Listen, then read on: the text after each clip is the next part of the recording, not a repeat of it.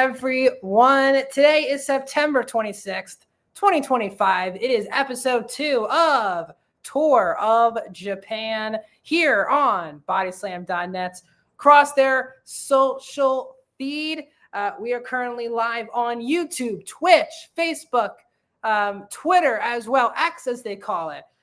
We have all of those apps live streaming Tour of Japan 2 here on Bodyslam.net. My name is Max Danenberg. This is Blackhawk joining me for the second straight week. Again, guys, sorry again. Usually we're at 7, but we had to push back to 10. So again, follow us on our social medias so you can keep track of updates. If forever again, we have to move from 7 o'clock. But guess what? It's after SmackDown. We have time now, right before the weekend kicks off in 2 hours, at least on my end, to talk about some Japanese pro wrestling. This is a jam-packed episode. We have Stardom at Korakuen Hall tonight, New Japan with their big show on Sunday, Noah coming off of the N1, some big Marigold news. So we're going to break it all down from all 4 companies. Blackhawk, how you doing on this Friday night? I'm doing good. A lot of wrestling this week. A lot to catch up on, a lot to watch. There's a lot of good stuff going on from this week. And going into next week, we're looking forward to some even better stuff, probably. Hopefully it gets better week to week. Yeah, I think we talked about this off the air, but it's the companies are just so out of order where, it's not like you're covering WWE and AEW where they're on, when they're going to be on. There's no breaks. There's no 2 or 3, weeks off of breaks. We talk about this now. Noah is done at the N1s. Now they're off for a couple of weeks. Even after this for New Japan, they'll be off for a couple days as well. So it's, it does take away from, I guess, the flow of things. But I'm very excited. We have news from all 4 companies, kind of the dream come true on what the show is about. We both, again, if you're not familiar, we talk all things Japanese pro wrestling on this show, Stardom, New Japan, Noah, and Marigold. If you're watching us currently on YouTube, before we get into any topics today, please hit that like button. Really helps support things. So when we get new people joining us, they can also find us and subscribe to bodyslam.net. If you're watching us on X, please hit that retweet and the like button. Share this video with others. And if you're currently with us on any of the platforms, in the comments, please join us. We had a fun commenter last week on episode 1. Really made our discussion even more fun than it was going on. So I think it's great. If you guys want to keep talking with us in the comments, please join us. Because any questions you have about any of the companies, if you want to ask questions, anything about wrestling as well, we're here for you. So let's get into it. Blackhawk, I think we'll go one company at a time focusing on. Let's start with Noah. They, from a recap perspective, the N1 is over, Blackhawk. So just break it all down for us here. So they had 3 events this week. They had Saturday, Sunday, and then on Tuesday, I believe there was a holiday on Monday. So they skipped that day. But we start on Saturday, 9/20 with a 10-man tag team match. All Rebellion, Team Noah, and Daki Oashima defeated the junior heavyweight tag team champions in Los Golaperador. It trips me up every time. Dragon Bane and Alpha Wolf. I cannot say what their tag team name is. I've never been able to get that one. I've been trying for weeks. Junta Miyawaki, Shohei Taniguchi, Shuji Kondo. Pretty good match. We move on to another tag team match. Ricky Knight Jr. and Jack Morris defeat Team 2000X in Takeshi Shigura and Tadasuke. Then we go to a Block B match with Kanoa defeating Harutuki. Mm-hmm. Also, bear with me. I am dyslexic reading all these. I've got it on the biggest font. You're good. Trying to do this. Block A, GHC Tag Team Champion Masa Kitayama defeated Tetsuya Endo. Then we got a non-title Block A match with Kenta defeating Kazuki Fujita. And then a non-title Block B match with Nomichi Marufuji defeating Galeno. Block A, Kaito Kitayama defeated Manabu Soya. And then the finale, or not the finale, the main event, Ricky Knight Jr. Well, it's not. I wrote this down without really thinking about it. Ricky Knight Jr. took his win against Ozawa tonight because Ozawa obviously forfeited. Basically got hurt first night. Now he forfeits to everybody in Block B. So that was where we were supposed to see Ricky Knight Jr. versus Ozawa, but we did not get that, unfortunately. Off the first night, we do get kind of a crazy shift in the standings. Block B, Jack Morris is still on top with 11 points, and then Nomichi Marufuji is next up with 10, and Galeno is at 9. But for Block A, we have a 3-way tie with Masa Kitayama, Fujita, and Kaito Kitayama. At 8 points. So all of them are 4-2, which is pretty crazy going into the next day, which means all of those matches really matter. We have 9/21 moving into the next day, another 6-man tag match with All Rebellion, and Dragon Bane Alpha Wolf, and Jack Morris. And then we go to another 6-man tag team. Noah loves 6-man tag team matches. It's a Japanese thing. New Japan always does that. Yeah. I feel like they've got at least 2 every show almost. Yeah. See another one. Hayata Atushi Kuge and Ryo Hinosha defeated Junta Miyawaki, Daki Oshima, and Black Minsori. In Block B match, Daki Inaba defeated Harakoti. Block A match, Manabu Soya defeated Oka Sasakai, which was my choice for Block A, but we did not get that, unfortunately. Non-title Block B with Galeno defeating Kanoa to get over him. Ricky Knight Jr. would defeat Nomichi Marufuji. Block A, Daga would get a win over Kaito Kitayama. Block A would get Masa Kitayama would defeat Kazuchi Fujita, which would put him in the lead for Block A. And then Tetsuya Endo would defeat Kenta for Block A as well. And then Jack Morris beats Galeno, which puts him at the top of Block B. Nice. So first place, Masa Kitayama, and then first place for Block A is Masa Kitayama. First place for Block B is Jack Morris, which going into it, I was very excited for. I like Jack Morris a lot. He was part of GLG with Jake Lee and LJ Cleary. I like that team a lot. And then Jake Lee went to New Japan, and he did. Really hadn't found a spot really for either LJ Cleary or Jack Morris since then. So I'm glad that he's kind of getting that spotlight because he's really good. He's, I would say, really akin to Drew McIntyre for all those WWE fans. Yeah. Very close in style, which very close in look also. They're both also Scottish. So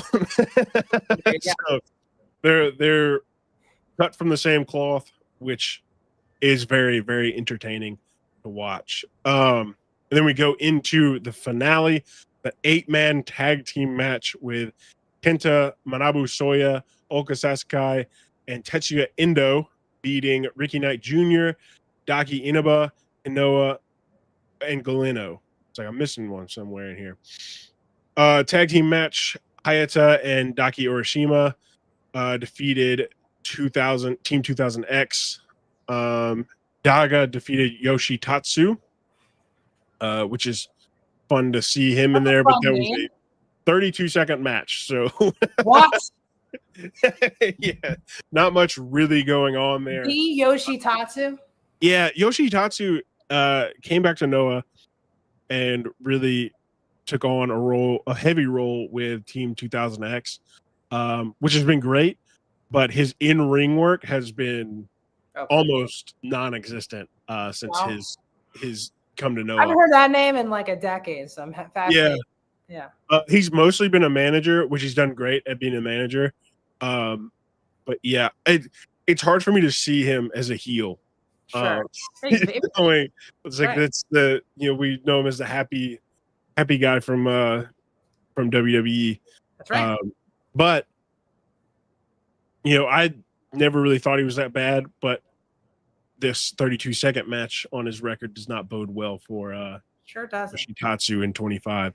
Then we go to another 8-man tag team match. Team Noah with Kazuki Fujita defeated All Rebellion and Nomichi Marufuji and Shuge Hanaguchi. Yohei defeated Tadasuke via DQ in 3 minutes and 48 seconds, which they had some really fast matches on this card, which really feels weird. But they did have 2 title matches to finish it out. We have Dragon Bane and Alpha Wolf as junior heavyweight tag team champions defeated All Rebellion and Kai Fujimura and Alejandro. So, I think Dragon Bane and Alpha Wolf are an incredible team. They have been booked extremely well in Noah. The luchador style and this sort of Japanese strong style seem to go really well together. It's it's really amazing how lucha wrestling has really taken over everything. Yes. All the companies are not afraid to use. In Japan especially, you've seen guys come in and out, but it's really become like a central focus on most of these TV shows now, United States and abroad now. It's really amazing this year really has been a huge year for Lucha Libre. Yeah, at one point, Noah had, 6 or 7, quote unquote luchadors. Yeah. On the roster, with Dragon Bane, Alpha Wolf. They had Dr. Wagner Jr. They have Galeno right now, Daga, and then they had Super Crazy. Super Crazy wrestled for them for a long time. I think he's still technically on the roster, but he just hasn't been on a show in a while. But they do extremely well with the luchadors and the lucha scene. And I would assume that soon we will see them working with AAA under that WWE partnership. And we could talk about that a little bit later after we go over the finale, because there is a little bit of news with that. They go into it. But let's go to the finale. Block A winner Masa Kitayama defeated Block B winner Jack Morris. I am very, very happy with the result of this. The match was incredible by itself. I've been a very, very big Masa Kitayama fan since I started watching Noah. This heel turn that he's been on with Team 2000X has been incredible.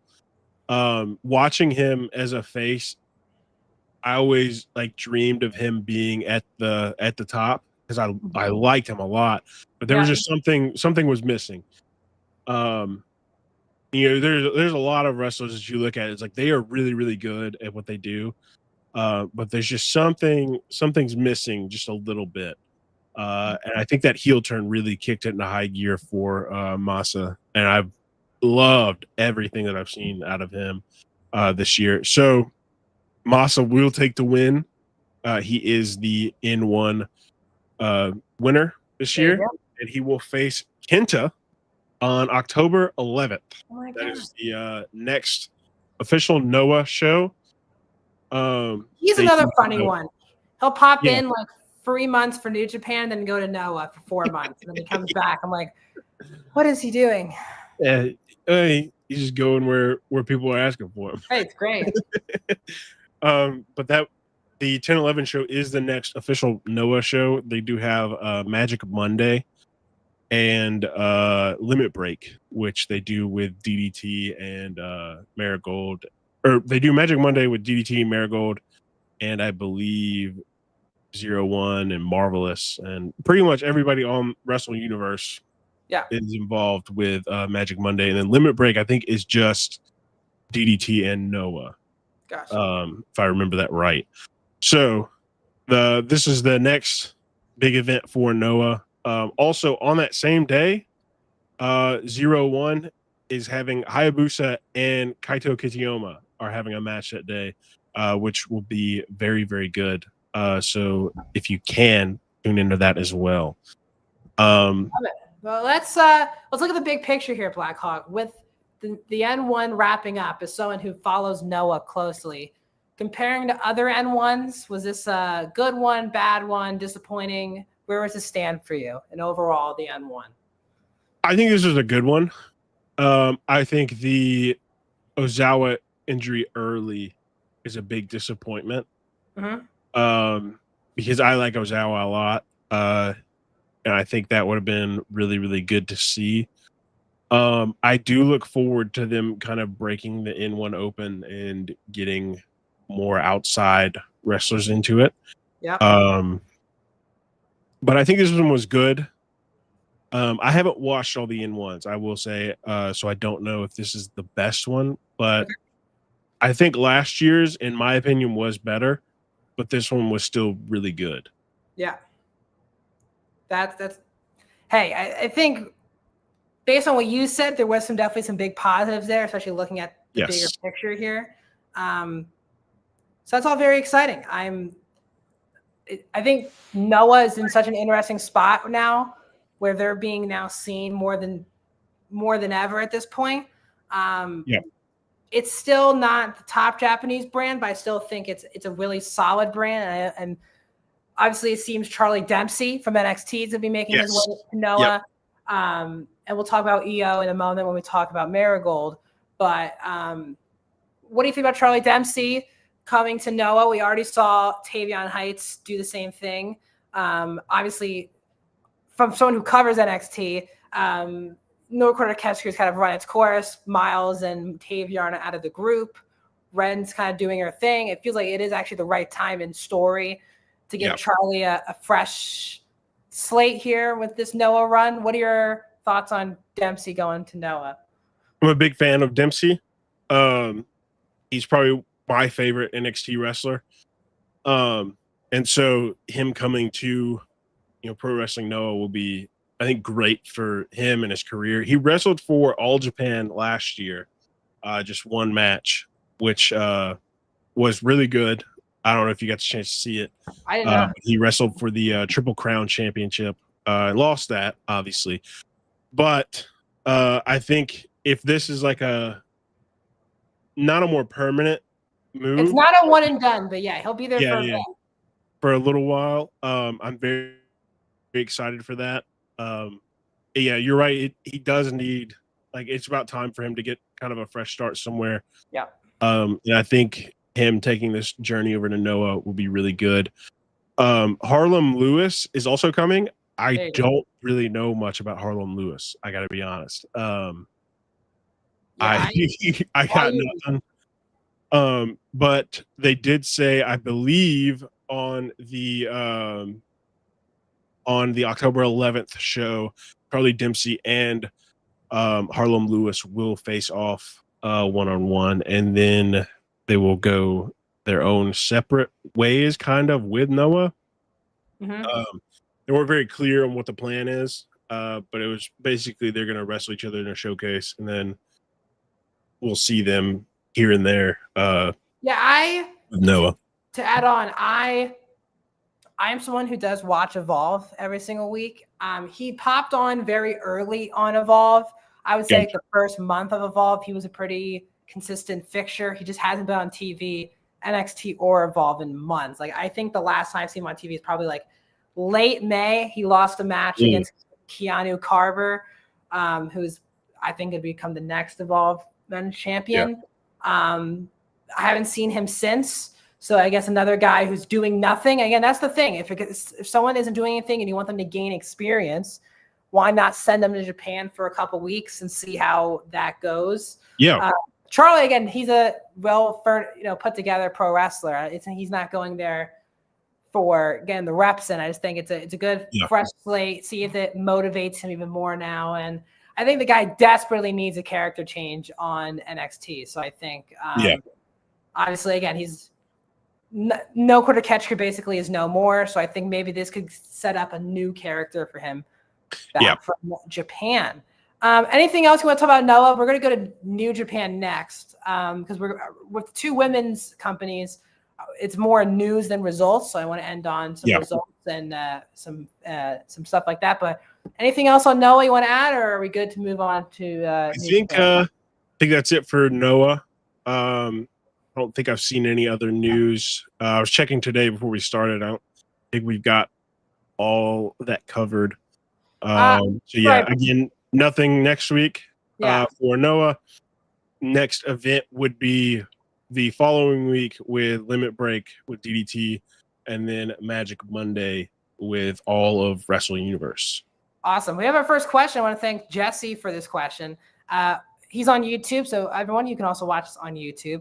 What do you think of Finn Balor and AJ Styles calling out Tanahashi in Tokyo Sports before WWE's Japan tour in Ryogoku, Wrestle Kingdom 20s in the Tokyo Dome, causing rumors of New Japan WWE partnership? Well, I'll tell you this. That's the last thing that will be happening, I think. I don't think New Japan and WWE have any sort of partnership. New Japan has a very fruitful relationship with AEW at this point, and AEW got bit in the butt with their AAA relationship last year, and it would take a lot for them to be caught off guard again by another company undercutting them for WWE. Again, AJ says he's retiring after this contract is up, which is some point next year. I think AJ said his last time he's wrestling is for this contract. I don't think he's going to do like a one and done New Japan outing, like going all the way to Japan for a match. I just don't see him doing that. I think it's going to be very cool. Again, I wish this was on TV, but the fact that Finn and AJ are actually getting a chance to go back to Japan. They haven't done a Japan tour in a long time, like probably a decade. Like when Finn Balor, they did one last year, I think. Last year, but I'm saying, but you're right. But like Finn Balor beat Kevin Owens for the NXT title in Japan. Finn was obviously that was 2 years removed from him being the top guy in New Japan. So it's great to see AJ and Finn. They'll be superstars over there. But look, a lot of New Japan guys have become WWE guys. JC Mateo, Jeff Cobb. You have Hikuleo, Tala Tonga, aka. But yeah, I mean, even tonight on SmackDown, they did the Solo Sikoa vignette, and they showed Jeff Cobb with the New Japan Never Openweight title and the Ring of Honor TV title. So they're not afraid to show. I think WWE is at a point now where they are cool referencing other companies not named AEW, but that doesn't mean they have relationships. Again, Ring of Honor is owned by Tony Khan. They're not looking for a Ring of Honor relationship.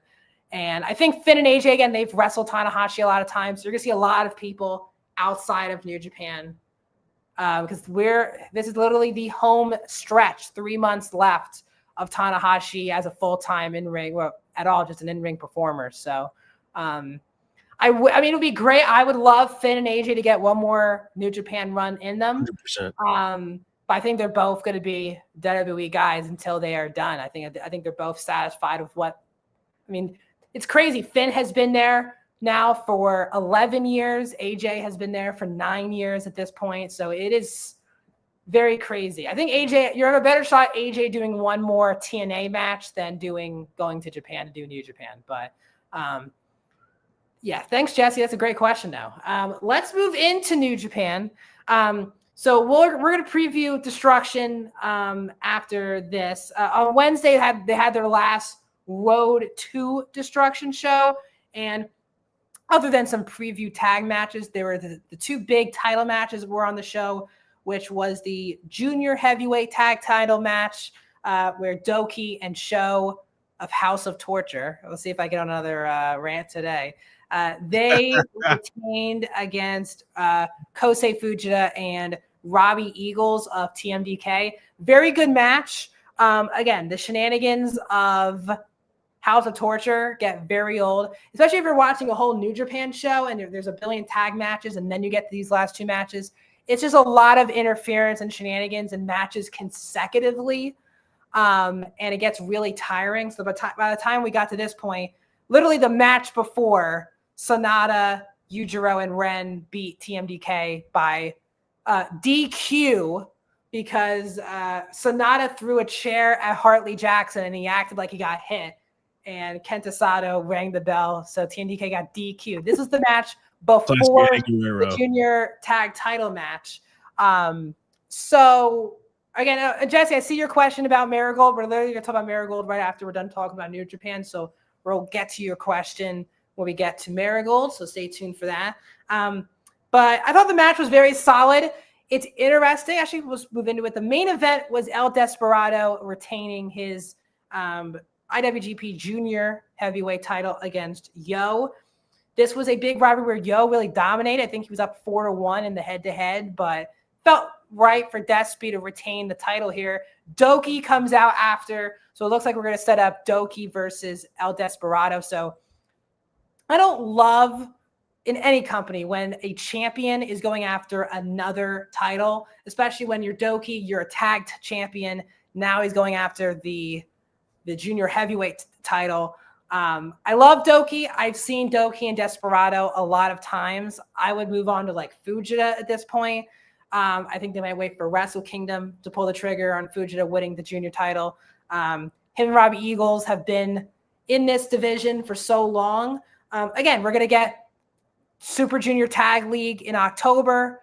So we're going to see, again, Doki and Sho, and we're going to see Robbie and Fujita again. But I hope after this, going into Wrestle Kingdom, we see a new direction. But the direction could just be Doki and Desperado again in the Tokyo Dome, which we've seen before. So that's what we have set up. Let's move on, Blackhawk, to a big show for them on Sunday. Destruction, it's Kobe. I'm just going to break down the matches. We'll talk about what stands out. So the opener is a 10-man tag. This is from the fallout of the main event on Wednesday. So you have House of Torture. Great way to kick off the show. Sho, Doki, Dick Togo, Sonata, and Evil. They'll probably beat Yo, El Desperado, Yoshihashi, Yuya, and Shota. Then we have just straight up regular matches the rest of the show, which is very weird if you watch New Japan on a weekly basis. But Tanahashi will wrestle Great-O-Khan. Again, Tanahashi's kind of just knocking off people he wants to wrestle for the last time at this point. United Empire is a very lost faction on the show. It seems like they have really fallen apart. I thought they had a little momentum when Ospreay left, but now Fletcher and Mark Davis left. You have Jeff Cobb leaving the group. They've really sunken in the totem pole in New Japan. TJP is not even under contract for them, and he's technically still the leader of the group. So it's very tough right now for United Empire. So Tanahashi just won his match on Wednesday, so he might just win this match as well. We have Bolin Oleg defending the Never Openweight title against Don Fale. God help us if Don Fale is the Never Openweight champion at this point. Bolin Oleg, one of the most underrated performers in the world. Beat Konosuke Takeshita to win this title. He is a big human being, but very powerful, great shoulder tackles. He'll show off. I think this match will show off his strength really well against a big dude like Don Fale. But this title should be it's only a second defense since beating Takeshita for the title. So then we move on to the IWGP tag title match. We'll recap everything Blackhawk at the end. I just want to go through each match. We'll have Taichi and Ishii are defending the titles against the big new group in New Japan, which is Oscar and Yuto Ice, who are now the new members of Bullet Club. They a very interesting tag team. I think they fit Bullet Club very well. At this point, I actually think it would be crazy. They literally just debuted with Finley, I would say a month ago, but this tag division needs some oomph to it at this point. And Ishii also is, again, another guy who's a multi-champion for the company. Taichi's always reliable. I think they might go with Bullet Club. We'll break down our stuff at the end. We also have possibly some helping hand for both of us for the GHC junior heavyweight title will be on the line on the show, Blackhawk, with Hiromu in his first defense will face Taiji Ishimori of the War Dogs.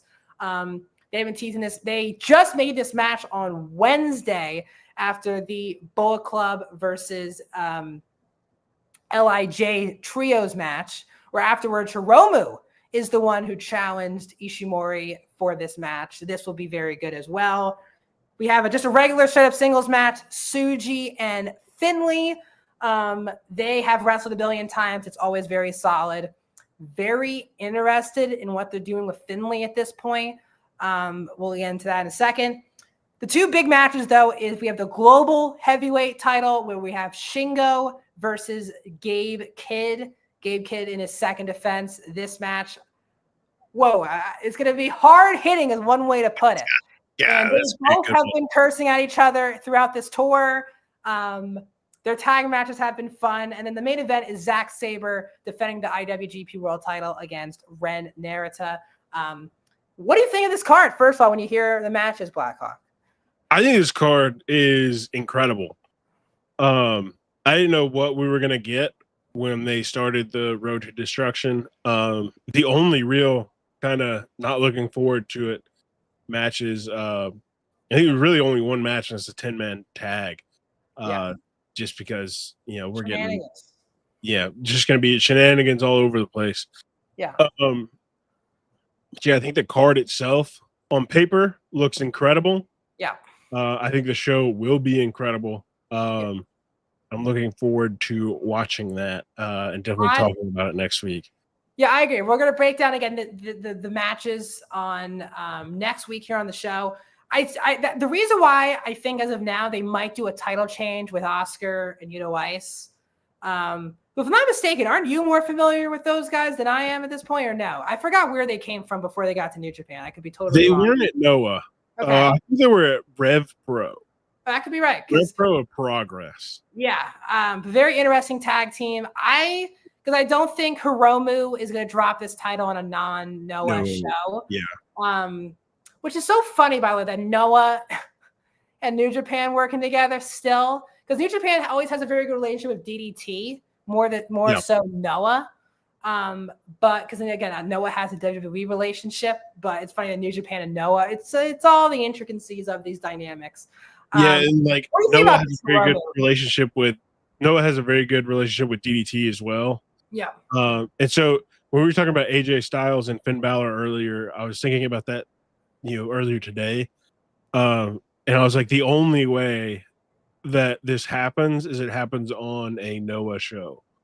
Which I don't know if they would do, though. Yeah, that's the question. Is like, I think Tanahashi, if he wanted this to happen, it would happen on his end. Like his end, if he wants this to happen, they'll figure it out. I think the big problem would be, WWE and TKO. What they want. We're really undercutting the AEW relationship as well. Yeah, and I think I would hope that New Japan, Tanahashi and Tony Khan have a good enough relationship and Tony Khan, famous tape trader, he knows the history.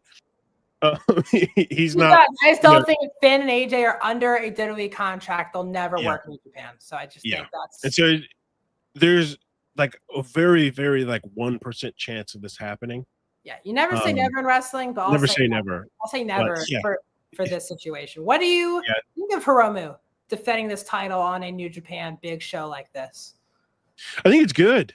I think anytime you have these interpromotion champions, it's good to get the title defended on, their home show as well as the show that the title is supposed to be on. Yeah. And so I think this is very good. It'll bring eyes to Noah. It'll bring eyes to New Japan from Noah. I mean, I think, if you're in Japan, you're probably watching both. I don't think they have a lot of tribalism over there. Not over there. No, they all work together at some point. Yeah, and so I think, but it's from an American standpoint. Some people will watch the show and go watch, Noah. They'll watch the title match that he won to get the title, which was an incredible match, by the way. And so, it might bring more eyes to Noah. Yeah. Which always is a good thing.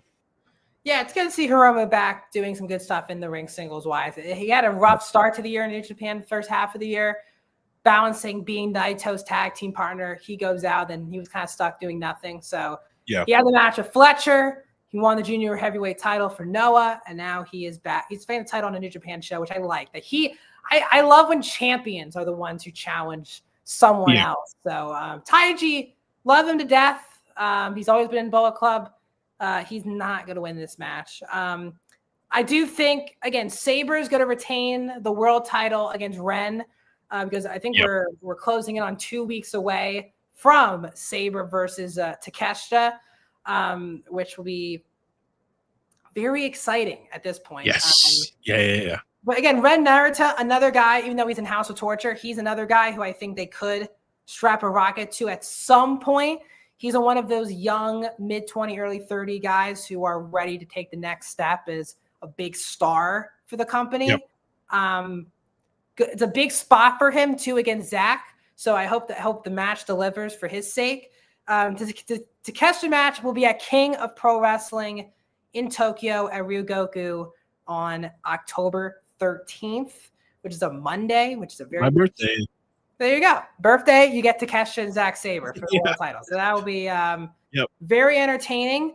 It's only Zach's second defense, but I think he's going to lose this title on his third defense, I think, at this point. Yeah. I also think Gabe is going to retain. It's only his second defense. No point just dropping it to Shingo. Shingo's kind of done it all at this point. I think Shingo's good putting people over at this point.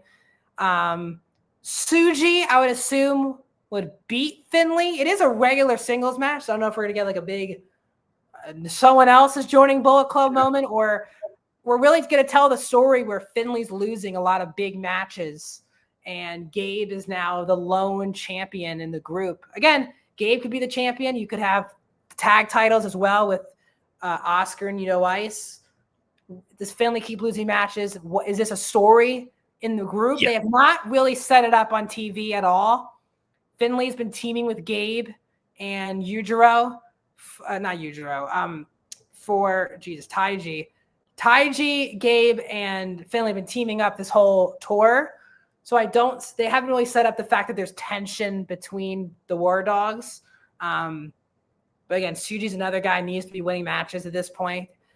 He's already done the Gabe Kidd feud. That's how Gabe Kidd is the global heavyweight champion. So I don't know where they go with Tsuji after this. They could do Tsuji and Takeshita. If for some reason Okada doesn't want to do Tokyo Dome or any sort of, they don't want that match to be a New Japan match. Whatever they want to do, Tsuji's always right there as well. So I think, again, the big three matches are going to be pretty phenomenal on Sunday. As a big Bullet Club guy, I'm excited to see them in prime matches. Gabe has not missed a beat since this injury. You wouldn't even know it by the way he's been wrestling lately. If you like a hard-hitting men slapping meat, as they like to say, I think Gabe and Shingo will deliver for a lot of people. So that is Destruction in Kobe. It takes place on Sunday. We will break down all the results on Friday because, again, just like Noah, after this, New Japan kind of takes like a minor TV break. and before they do Road to King of Pro Wrestling, which is October 9th. So we'll break down New Japan next week, and then by the time I talk to you the week after, they will be on the road to King of Pro Wrestling. We can preview Takeshita and Zack Sabre. So I'm excited to watch that show. Let's now switch over. We have two, not covering results with Marigold and Stardom, but just pretty interesting stories to close out our podcast today. Let's start with Marigold. We'll end on Stardom. Okay. So Marigold has the big announcement about Io Sky Blackhawk. Break it down for people who maybe did not know this announcement happened. So Io Sky will be facing Mayu Iwatani on a one-on-one match at Grand Destiny October 26th. Who, by the way, if people don't know, Mayu is might be the best female women's wrestler in the world. It has been that for probably 5 to 6 years at this point. 100%. They also have a history in Stardom together. They haven't wrestled each other in 7 years. Yeah, I was going to say, they definitely have wrestled. I definitely remember watching Mayu and Io matches in Stardom. Yeah, so this is their first time meeting up in 7 years. I think they both have grown and gotten better. And so this match will be lights out, incredible, 20 stars coming in from Dave Meltzer. Well, it is a women's match, so I don't know. But very, very excited about this. The only gripe I have about this is it seems like Io Sky is the only person working this Marigold and WWE. When's the show, by the way? Do you know when the show October is? 26th. October 26th. Okay. Yeah. It is a little disappointing. I love Io. Io's incredible. And this is not to take away from Io or this match at all. Yeah. But WWE has a stacked women's roster that a handful of them could run a gauntlet in Marigold for a month or two, like they're doing with Charlie Dempsey and Harlem Lewis, and they've done in the past with like Omos. Staying there because the tour in Japan is the 17th and the 18th. They're there. Yes, yeah. So this is week after. Yeah. Fascinating. So I wonder if she's staying, going back and forth. I would assume she would stay. I think they're doing press for this in between there somewhere.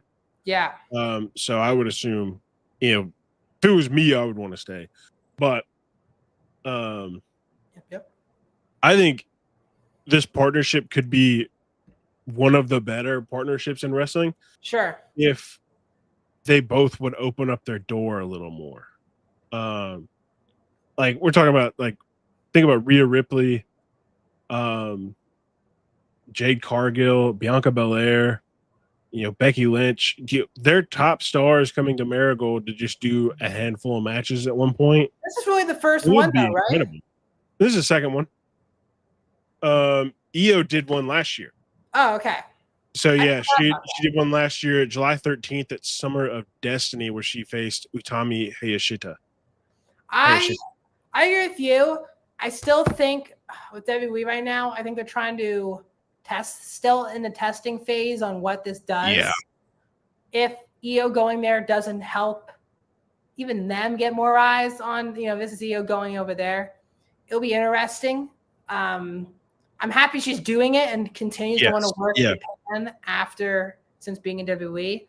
Mayu is again his dream match for many people who maybe haven't realized they've wrestled before. But I was about to tell you, I definitely have seen Mayu and Io wrestle before. Yeah. Mayu also, she really also another person who moved around a lot. Stardom, obviously, she's more known for, but she also helped make the New Japan, the IWGP Women's title at all interesting. They really haven't done anything with that title since. But she's had matches at the Tokyo Dome. I think she was the first one. She had the first IWGP Women's title match at the Tokyo Dome. So she is a top female star. I still can't believe she is still in Japan, not made a big splash in any of the major two companies yet. Because when she left Stardom, I was like, this might be the shot to go to the States. But she went to Marigold, interestingly, right? If I'm not mistaken. Because I don't think she's in Stardom at this point, if I'm not mistaken. Sorry, you were frozen on my end, Blackhawk. Sorry. Oh, he froze on my end. Oh, funny. All right. But yeah, I think this match is going to be incredible. Yeah. And just like with Noah, they are also taking this week off. And so they don't have anything going on, but they have a lot to look forward to in the future. Jesse, let's also get into Jesse's question. Just remembered. What do you think of Mayu versus Io and Marigold? We just talked about that. Do you see Rossi on Raw one day to get involved in this Asuka Kairi Io? No, because it's too niche. WWE is very main, not just that it's niche. Most of the people who watch Raw, and he'll pop up if he pops up in a backstage segment with them. I'm not trying to be, other than us who cover wrestling won't know who he is. So it's like a very tough thing where we have to really explain before he's even on screen who he is. Rossi and them still have a very weird relationship, if I'm not mistaken. The whole Julia thing was very weird at first. Even I know that's a Stardom leaving thing, but Rossi was kind of involved in helping her get there. She also wrestled for Marigold. She would have wrestled for Marigold for 6 months, but she got injured on the first show. Exactly. And then did like 2 more shows before coming to. That's what it was. I just couldn't I couldn't point to what exactly it was. But this is impossible. They will never have Rossi on TV. If he's even backstage, that would be a huge thing to happen. Yeah. If they even let him backstage, I don't think they have again, that's the thing with Io and Marigold. They're not putting too much eggs in that basket yet. They're putting someone who's known there. They're not putting someone who's not familiar with the territory yet. So, as someone who we cover Japanese women's wrestling, we understand the lore that is the Rossi Io situation on Raw.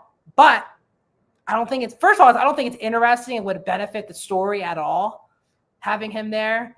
And two, 98% of people when he comes on screen will not know who he is. Yeah, you would get zero reaction out of the live crowd. They might pop just because it's somebody else on screen, just out of they're gonna act like they know who he is. Yeah. But yeah, if he serves no purpose in all this, regardless of all the history they've had in Japan, nobody would know him well enough for this to matter. No. And what would he do? Just talk to him? Because the story has nothing to do about them. Yeah. Yeah. And they all have different history at different companies. It's very tough to combine.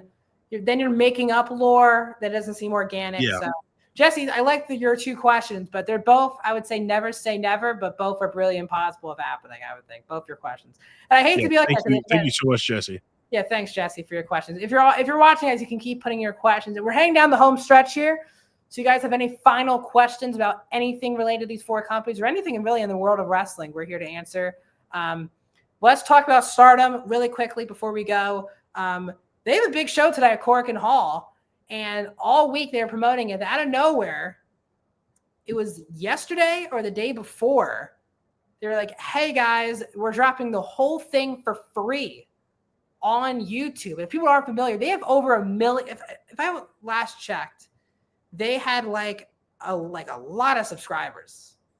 Let me look to make sure I am correct. If you go to their YouTube, and currently the matches are being streamed, they have 1.4 million subscribers. Huge. Which for all the companies is the most out of the non-WWE stuff. Huge.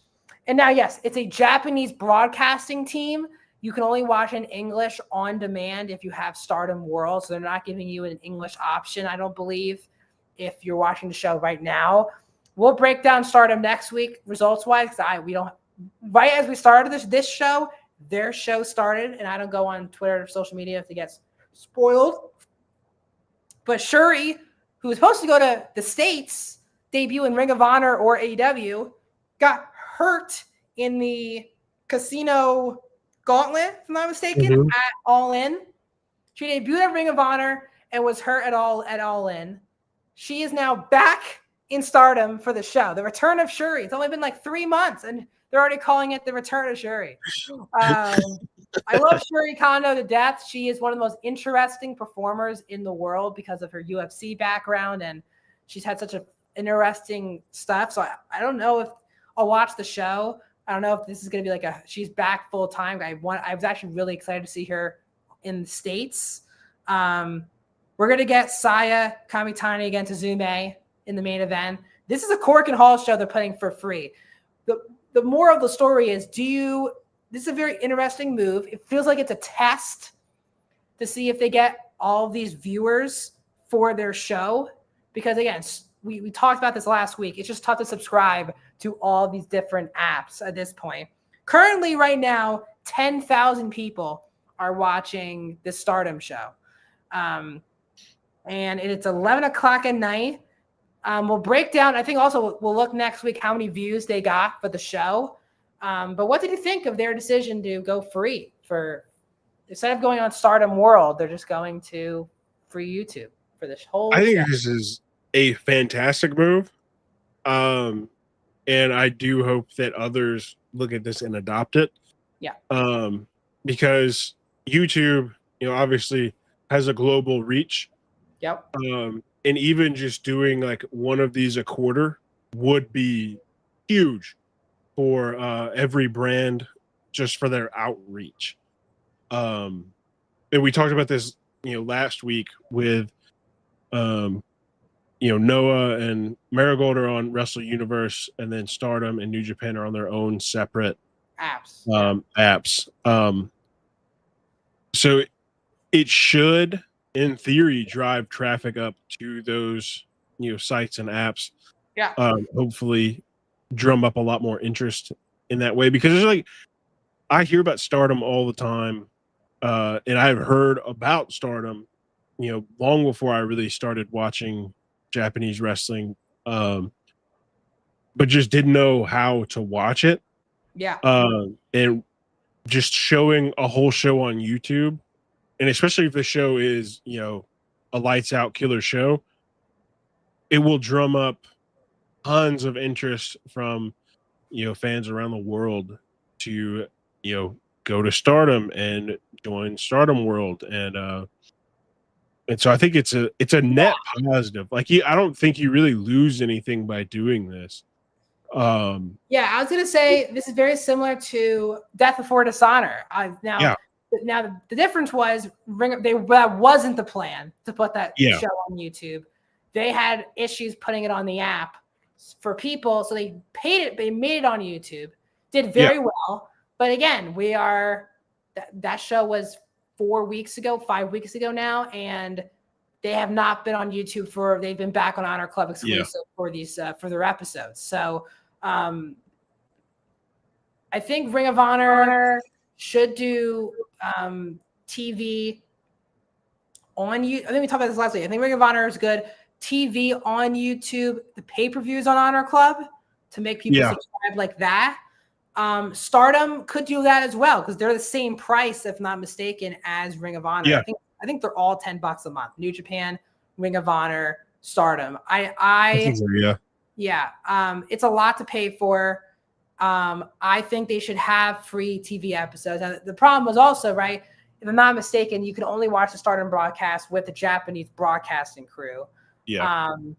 And for a lot of people, that doesn't work for people. Again, New Japan, you pick which stream you want. You pick if you want an English broadcast wherever you are, you automatically get that broadcast, but you can always change to Japanese or English. Stardom doesn't really give you that option unless you're on Stardom World. And that's why they said if you want to watch on English, you have to watch on demand on Stardom World. I think if they have announcers there, they should have 2 streams up on. I know that's tough to do, but I would do 2 streams on your same YouTube channel and have one in English and one in Japanese. I don't know if Walker Stewart's doing the show. I don't know who's doing the show for them. Yeah. I am definitely going to watch the show now in complete form because it's free on YouTube. So I'm excited when I hopefully tomorrow have enough time to get through the show. Because it's busy weekend of stuff going on. So NXT No Mercy is also tomorrow night. Yeah.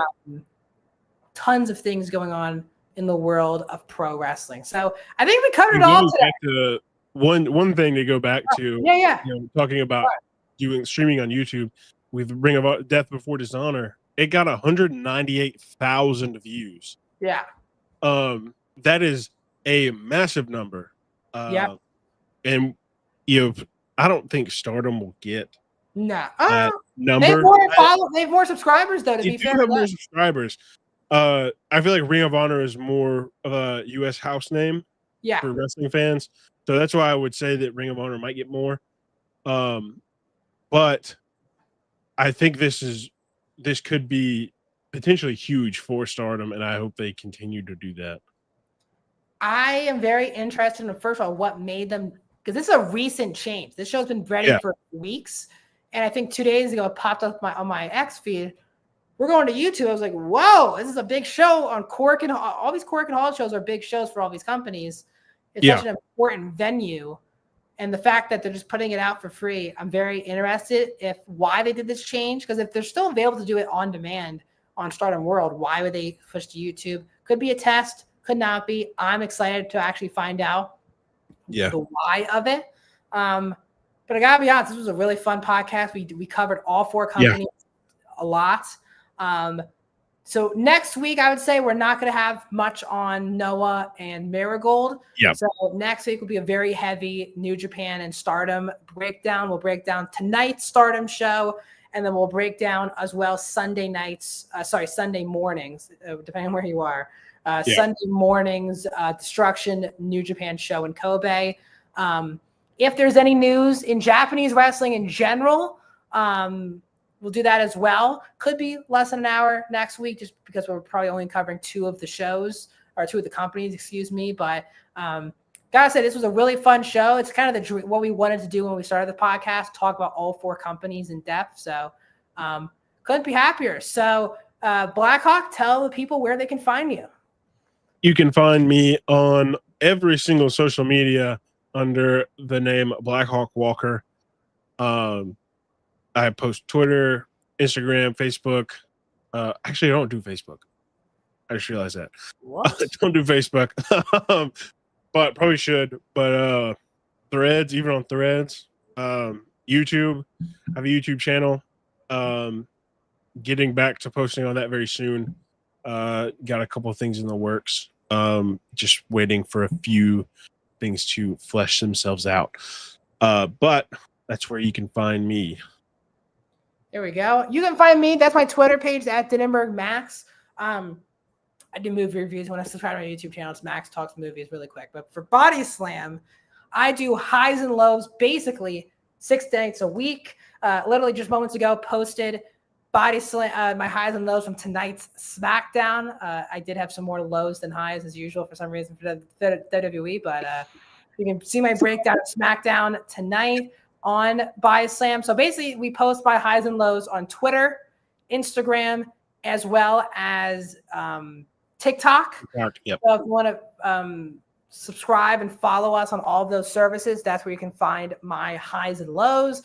I am also the host of every single post show for main roster WWE as well as AEW. I do the AEW usually post shows with Blackhawk, and I usually do my WWE post shows with Rami. If you want to check out, I'll promote it. You know, we're a week ahead.